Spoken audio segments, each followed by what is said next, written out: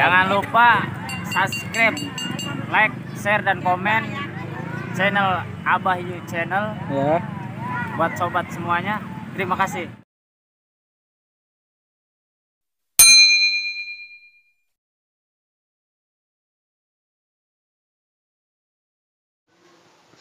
Assalamualaikum warahmatullahi wabarakatuh.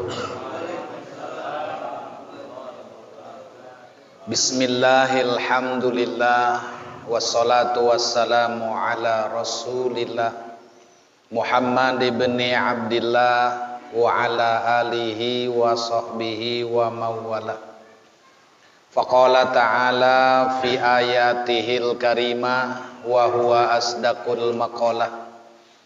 A'udzu billahi minasy syaithanir rajim. Bismillahirrahmanirrahim. Yarfa'illahu alladzina amanu minkum walladzina utul ilma darajat. Wa qala Rasulullah sallallahu alaihi wasallam, man intaqala liyata'allamal ilma ghufira lahu qabla ayyahtuwa. Shadaqallahul aliyul azim wa balagha rasuluhun nabiyul habibul karim wa nahnu ala dzalika minasyahidin wasyakirin walhamdulillahi rabbil hadratal mukarram, segenap hadirin kaum muslimin, para jamaah dari berbagai mushola dan masjid kelurahan Angke dan sekitarnya, terutama Ketua Musholah Al-Mukarram Al-Ustadz Ahmad Asrori beserta jajaran, muratibil acara, para kesepuhan, para bapak, para pemuda yang insya Allah semuanya amat sangat saya hormati, saya cintai, insya Allah dimuliakan Allah subhanahu wa ta'ala.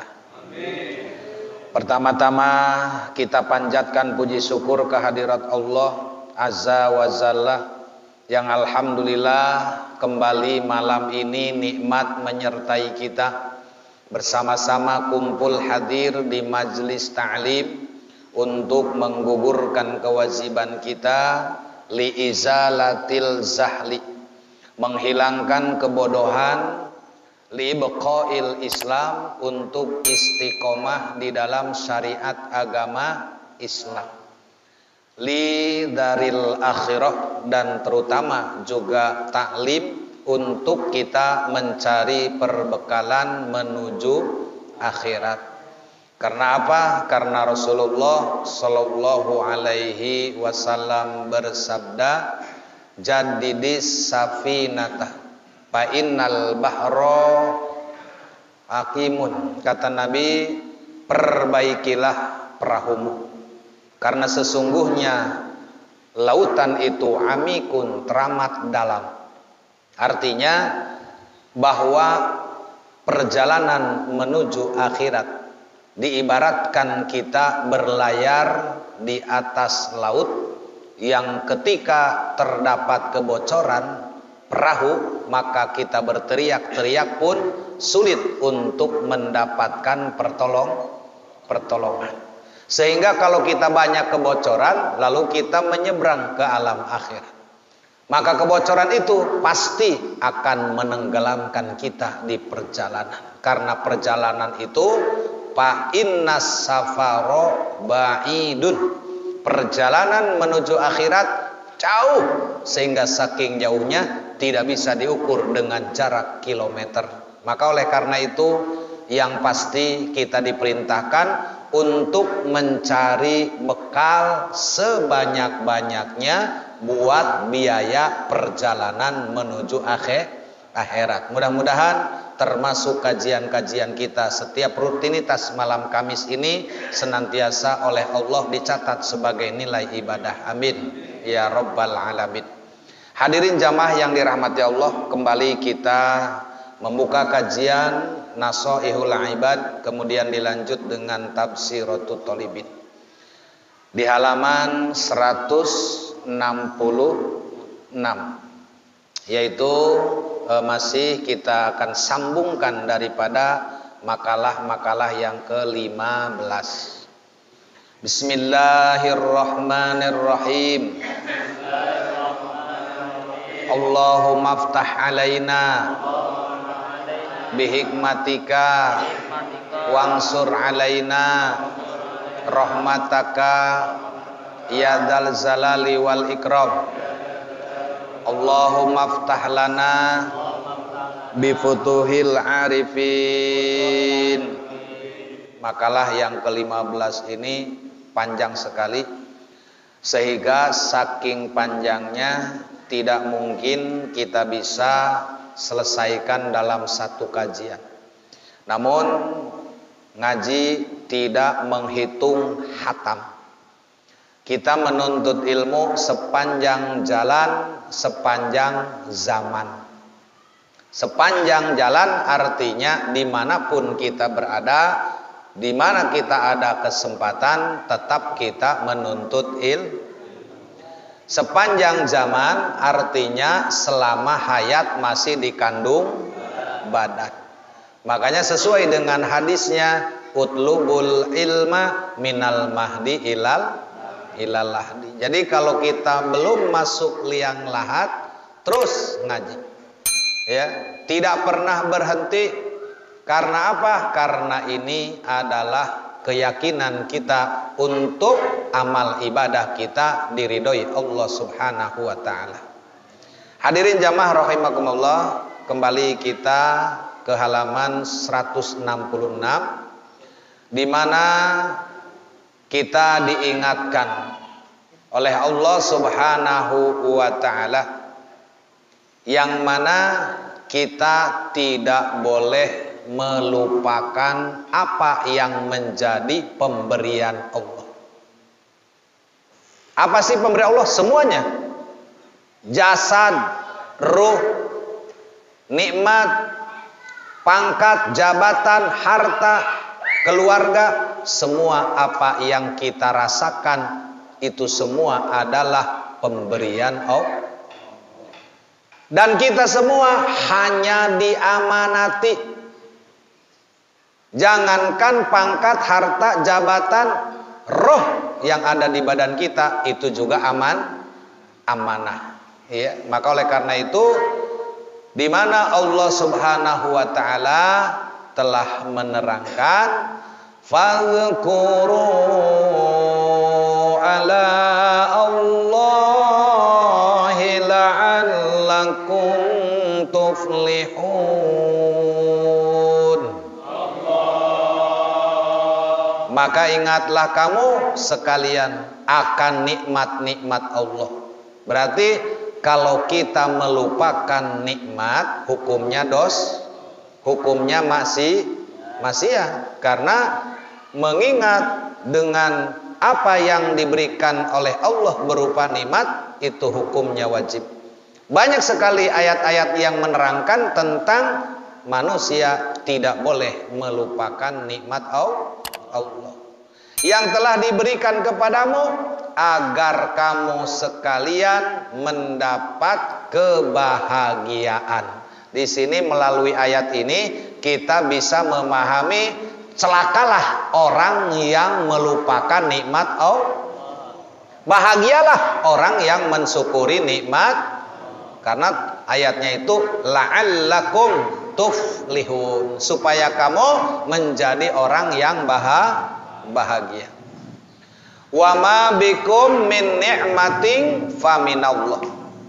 Dan apa saja yang ada padamu, apa saja itu semuanya, kabeh tanpa kecuali. Ya, apa saja yang ada padamu berupa nikmat hanyalah datangnya dari Allah. Jadi semuanya pemberian Allah. Makanya kalau kita diberi berarti kita ini butuh. Di mana-mana kita butuh berarti kita harus banyak meminta kepada Allah. Semakin banyak diminta, Allah semakin senang. Tapi kalau mintanya sama makhluk, ada batasnya. Sekali minta dikasih, 2 kali rada baud, 3 kali marah, 4 kali ngagebrak. Sia hirup mentabe ka aing, cicing mana kantong aing. Kadang-kadang kan begitu tuh. Wajar, karena kita tidak boleh berharap kepada yang sama-sama butuh. Artinya kalau manusia dengan manusia itu makhluk, kedudukannya adalah makhluk, adalah yahtaju ilal khalqi, butuh terhadap yang menciptakan. Tapi kalau kita minta sama Khalik yang menciptakan, justru itulah kewajiban. Ya, diperintahkan kita meminta, diperintahkan kita berdoa, bahkan meninggalkan doa termasuk hukumnya maksiat. Ya. Kemudian ada lagi di ayat yang lain. Afaman kana mu'minan kama kana fasiqan la yastawun. Apakah orang yang beriman sama dengan orang fasik? Jawabannya la yastawun. Tentu saja mereka tidak pernah sama. Moal sarua, ibaratnya orang yang beriman dengan orang fasik bagaikan embe jeung kuda. Disingkat beda. Itu ya. Embe jeung kuda beda teu? Beda. Embe sok ditaekan teu? Pakai perang teu? Henteu. Kuda mah ditunggangi, dipakai perang. Makanya kenapa disyariatkan dalam kehidupan Nabi kita kuda halal mahalal dagingnya, tapi nggak boleh dimakan. Apa sebabnya? Sebab ini adalah kebutuhan buat perang, kendaraan buat perang. Kalau kudanya disembelih dimakan, bagaimana mau perang dengan senjata? Bagaimana punya kendaraan? Seperti itu. Ya. Nah, maka oleh karena itu Allah menjelaskan bahwa bertanya, apa sama orang yang beriman dengan orang fasik? Apa sama nu ibadah jeung nu maksiat? Apa sarua kedudukanna anu rajin jeung nu ngedul moal? Jawabannya tidak akan pernah sama. Kenapa? Karena mukmin adalah taat kepada Allah. Tapi fasik justru banyak mengingkarinya, sehingga kedudukan ini ada dalam kehidupan manusia, dan manusia tergolong-golong berwarna-warni dari segi nama, bangsa, agama, budaya, dan adat yang lainnya. Itu sama. Ya. Tapi dalam negara Indonesia itu telah dibentuk Bhinneka Tunggal Ika. Itu mah urusan negara. Kata negara, walaupun berbeda-beda, maksudnya agamanya bahasanya suku dan budayanya tetapi tujuannya sama. Tapi dengan agama lain lagi. Iya. Nah, kemudian bagaimana kata Allah? Fa amma man a'ta wattaqa wa saddaqa bil husna fasanuyassiruhu lil yusra. Adapun orang-orang yang telah memberikan hak Allah, apa hak Allah? Diibadahi. Apa hak kita? Menyembah. Artinya kalau kita beribadah, kalau Allah diibadahi. Hak kita dan hak Allah beda. Lalu hak kita apa? Taat. Beribadah, menyembah. Sebagaimana disebutkan di berbagai ayat. Wa'budullaha mukhlisina lahu dinahu nafa'a. Banyak ayat-ayat yang menerangkan menyuruh ibadah. Oleh karena itu, apa yang menjadi hak Allah, itulah yang harus diamalkan oleh manusia. Dan bertakwa kepada Allah serta membenarkan kepada sesuatu yang terbaik dengan mengucapkan kalimat la ilaha illallah. Maka akan kami mudahkan dia kepada kemudahan menuju surga. Jadi tidak ada, ya, tidak ada surga, tidak ada kemudahan kecuali kita memberikan hak Allah dan juga bertakwa dalam arti takut terhadap ancaman Allah Subhanahu. Makanya kalau kita mengaji tentang Pancasila, Pancasila ini ada di dalam surat Al-Ikhlas, ada di dalam syariat agama Islam. Apa itu? Ketuhanan yang maha. Naon sih cenah ketuhanan yang maha esa? Mang Sirung pasti bingung. Ketuhanan yang maha esa, horeng jero nama adalah tahlil. Jero nama tahlil. Jadi apabila orang ngaku-ngaku Pancasila tapi tebeki karena tahlil, blon eta. Sebab apa? Sebab ketuhanan yang maha esa eusi nama adalah la ilaha illallah. Pan urang lamun tahlil maca naon coba? Tuh, la ilaha illallah disingkat menjadi tahlil. Tahmid, alhamdulillah. Tasbih, subhanallah. Takbir, Allahu Akbar. Makanya ada takbir, ada takbiran, ada takbiratul ihram, ada qomat, ada adzan.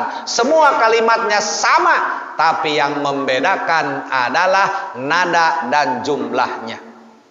Coba ke Aceh, misalnya maghrib di Atohiriyah, ada yang adzan, tapi nadanya beda. Allahu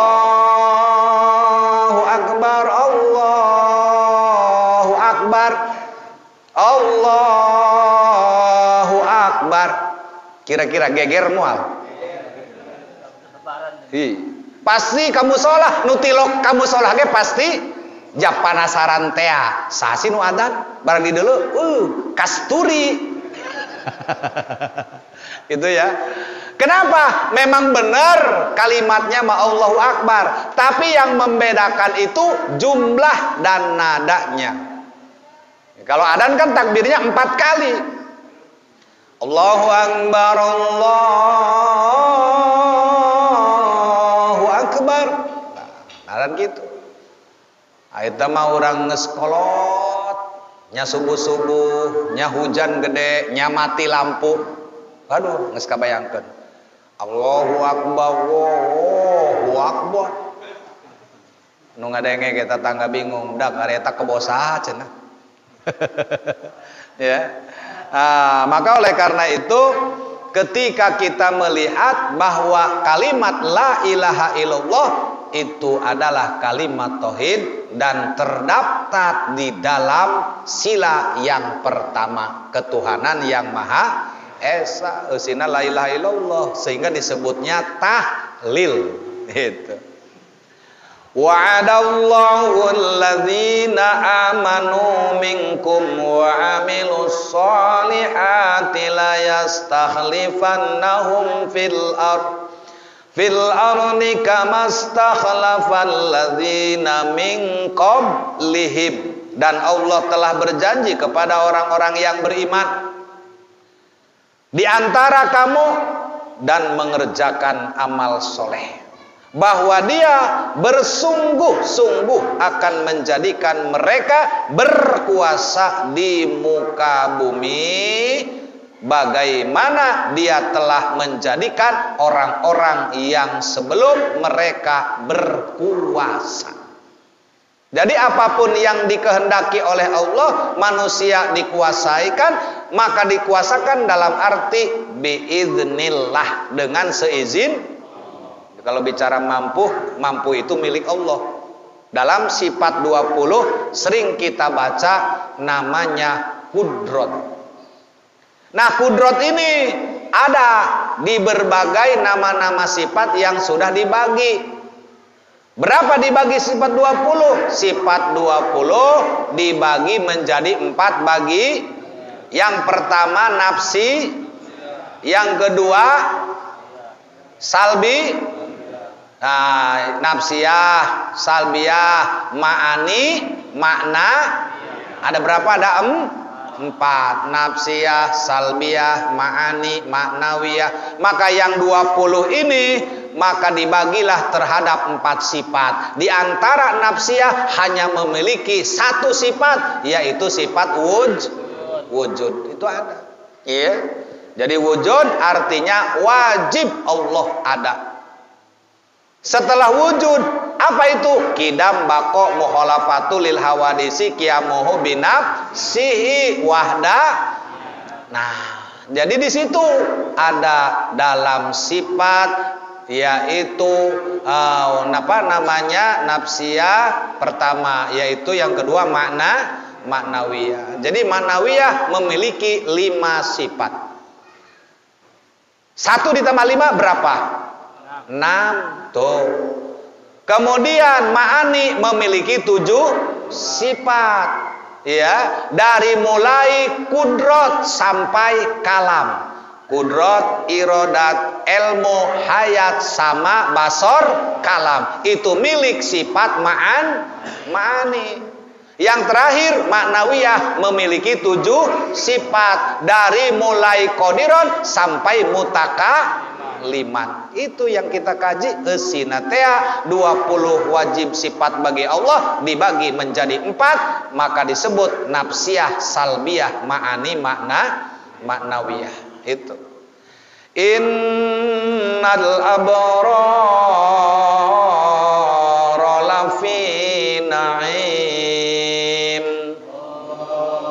Sesungguhnya orang-orang yang baik, ya, maka hebat kalau ada namanya abrori. Keren. Sesalaman sopo jenenge abrori. Wih, keren. Ya. Sekarang mah orang namanya bagus-bagus diganti. Diganti datang ke Jakarta mah. Namanya mah di kampung Majahidi, datang ke Jakarta Jekren pan. Ya. Jadi sesungguhnya orang-orang yang baik, termasuk mudah-mudahan yang suka ngaji malam Kemis. Ya. Kenapa orang-orang baik itu sungguh ada di dalam surga naim. Ini janji namanya. Kalau kita tertarik, suka dengan janji Allah, pasti akan berjuang untuk mendapatkan itu. Apa janji Allah? Bahwa orang-orang yang baik, berperilaku baik. Arti baik di sini nurut terhadap perintah Allah, menjauhi larangan. Maka itu disebut baik. Maka Allah akan memasukkannya ke dalam surga naim. Maka disebut lafi, ya, jahim, naim. Ya, jadi kalau istilahnya orang baik adalah surga naim, naim itu yang penuh kenikmatan. Bagaimana sebaliknya orang yang tidak baik? Berarti buruknya. Nah, orang meli buah-buahan, lamun hade berarti henteu buruk. Tapi lamun buruk berarti teu hade. Sebaliknya, wa innal pujjaro lafi jahim, dan sesungguhnya orang-orang yang melampaui batas itu benar-benar ada di neraka jahim. Wah, jangan ngomong-ngomong neraka yang apinya panasnya 70 kali lipat rasa panas daripada api dunia, sehingga kita nginjek puntung rokok nges melentung, baru kakinya nempel di knalpot nges tutung, kecuali orang rawayan.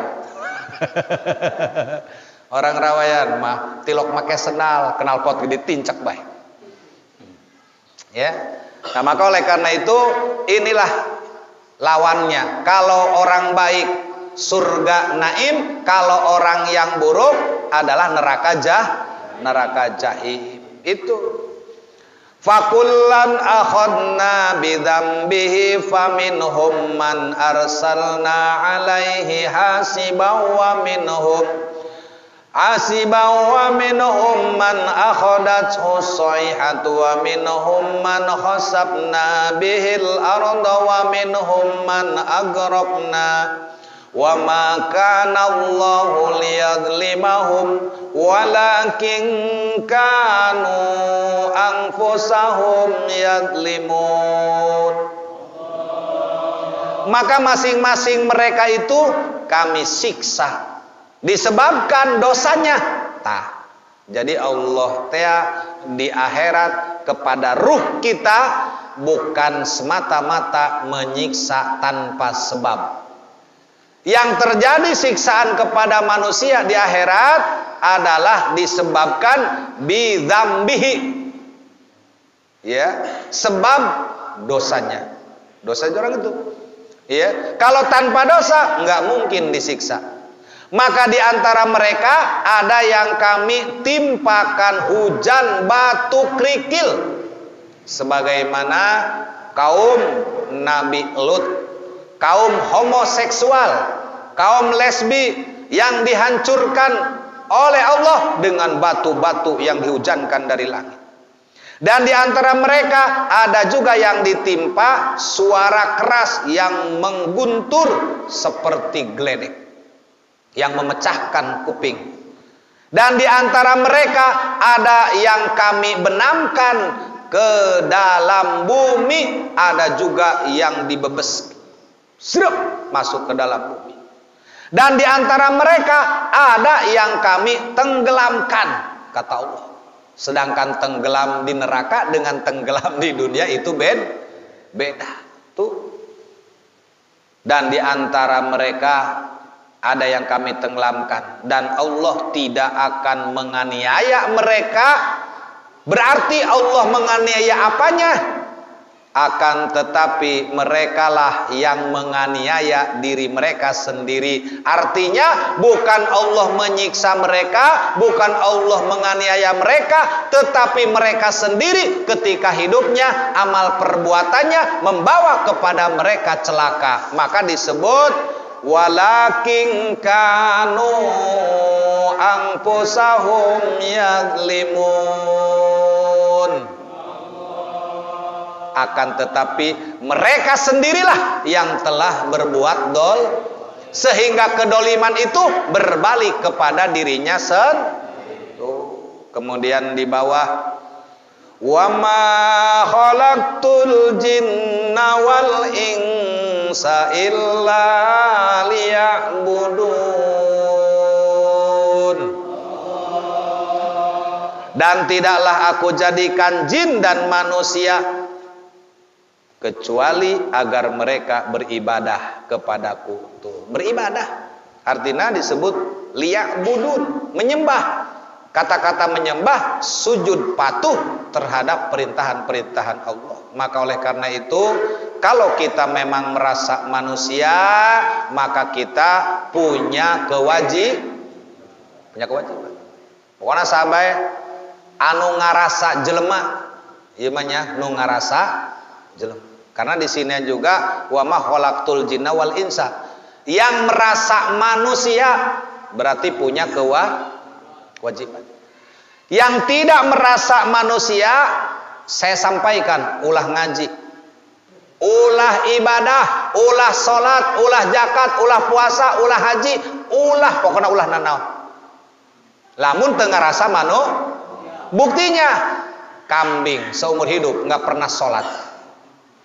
Kerbau nggak pernah masuk masjid, tapi walaupun nggak pernah masuk masjid, malam takbiran, aya riungan, aya sodakoh, asup ke boka masjid.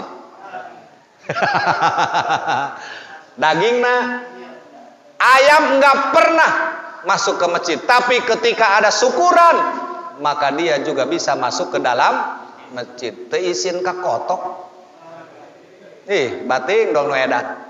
Ya, makanya saya sampaikan begitu. Udah, yang tidak merasa jelema geus ulah ibadah, ulah ngaji mah jeung jelema, nu teu ngaji mah lain jelema. Naon teh nyaho monyet, teh nyaho naon. Ya, nah, maka oleh karena itu ini adalah pemahaman. Karena apa? Karena kalau kita tidak seperti ini tuh orang nggak paham. Paling yang nggak paham seperti itulah. Kiai Hairudin mah ngajina ngomongkeun jelema bae. Di mana-mana ngomongkeun jelema. Betul saya bilang. Saya tukang ngomongin orang. Nggak mungkin saya ngaji ngomongkeun monyet. Sebab monyet mah teu perlu diparentah. Karena dalam Al-Qur'an, ya ayuhan nas, wahai semua hukum-hukum Al-Quran, semua hukum hadis itu adalah tertuju linnas untuk manusia. Maka yang merasa manusia harus punya kudu tanggung jawab orang. Ngaji itu adalah hak Allah, berikan kepadanya. Salat adalah hakullah. Puasa Ramadan hakullah. Zakat hakullah, haji hakullah, semua adalah hakullah. Dan juga ada hakul adami, tuh pinjam meminjam, hutang menghutang, gadai menggadai, saling tolong, saling asah, saling asih. Ini namanya hablum minanas. Maka kata Allah, ta'awwanu alal birri wat taqwa. Saling tolong menolonglah kalian dalam urusan kebaikan dan dalam urusan takwa. Tapi sebaliknya, wala ta'awwanu alal ismi wal udwan. Jangan saling tolong menolong dalam kemaksiatan dan dalam permusuhan. Maka kalau permusuhan mah kita tidak boleh membantu, apalagi dalam urusan kemaksiatan. Kenapa? Karena ini bertentangan dengan apa yang ada di dalam Al-Qur'an. Iya, walaupun bisnis tetap aja bisnis juga harus mencari yang halal. Hadirin jamaah rahimakumullah, selanjutnya kita buka Tabsirotut Tholibi.